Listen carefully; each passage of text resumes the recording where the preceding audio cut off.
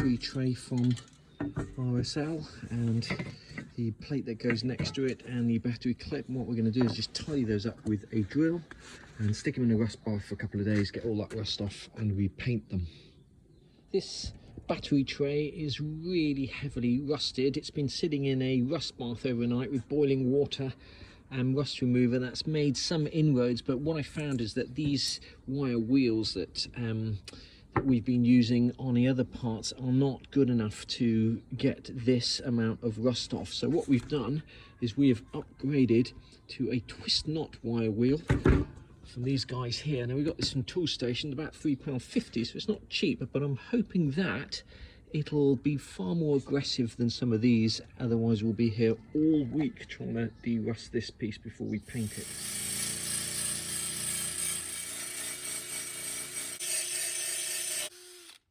Much more aggressive, and you wouldn't want to be using this on thin metal because that would take the metal straight off, but on these really heavily pitted rusted areas here you need something more aggressive, and this seems to be doing the job.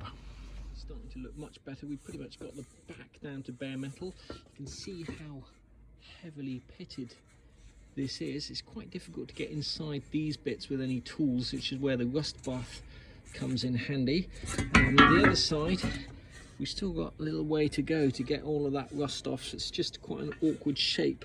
And what we're going to do is we've used a carbide burr to where you've got big high spots of rust like this.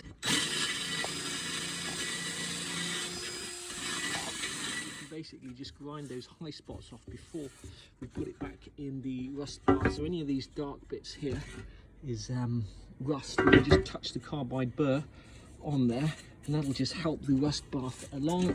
Put that back in the rust bath, and I reckon by tomorrow that will be ready for paint. Leave that in there overnight, and tomorrow I'll come back and take the rest of the rust off and then set about priming, rust encapsulating and painting it and putting the car back together. This has been in the rust bath for another night and most of the rust has come off. There's some that's really difficult to get off, but most of it is off, and I think what we can do now is cover that with rust encapsulator.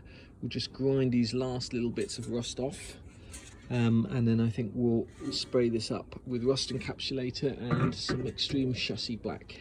Over this one last time with a wire wheel, got pretty much all of the rust off it.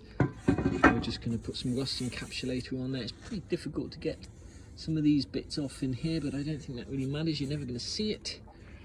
Just giving this a couple of coats of the Eastwood rust encapsulator, the matte red one. We don't have any of the black stuff. When that's dry, we'll just go over that with some extreme chassis black.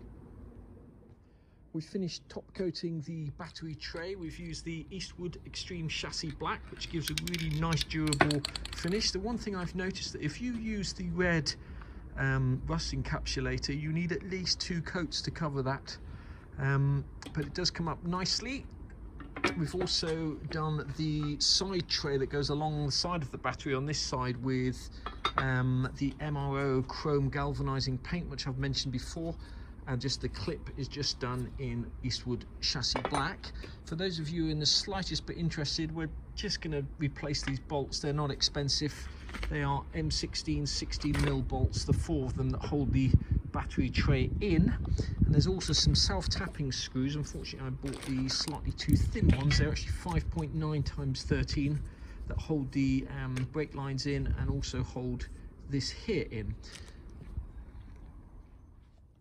We have stripped all the rust off the side plate here, painted it up with proper paint, stripped this down to bare metal, primed it, rust encapsulated it and painted it, and that's going to be good for the next few years. Replaced all the bolts, washers, etc., and I really wish that I could say that that was job done, but unfortunately it's not. If we take out this battery tray here, let me just show you some of the horrors that lie beneath.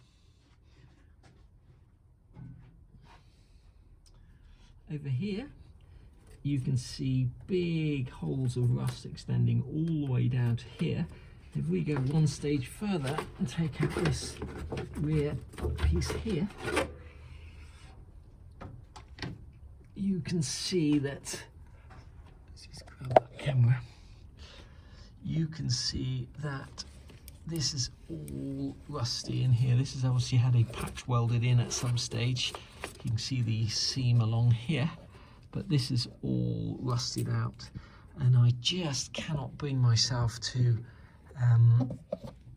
put the thing back together like that. What I'm gonna have to do is teach myself how to weld and address some of these rust issues up here. Unfortunately, it gets much worse than that, because if you look underneath the car, yeah, I've just started stripping back some of the under seal on this car, and you can see that this has been patched and patched. This has been lap welded here and patched here over the years.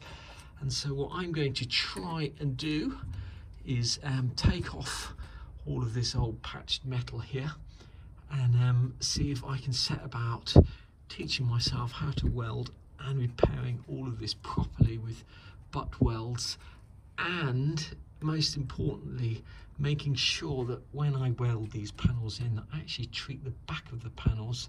There's absolutely no point in welding a patch in, treating the front of it. If water's getting in or moisture's getting in behind, it'll just rust from behind, just like it has done here.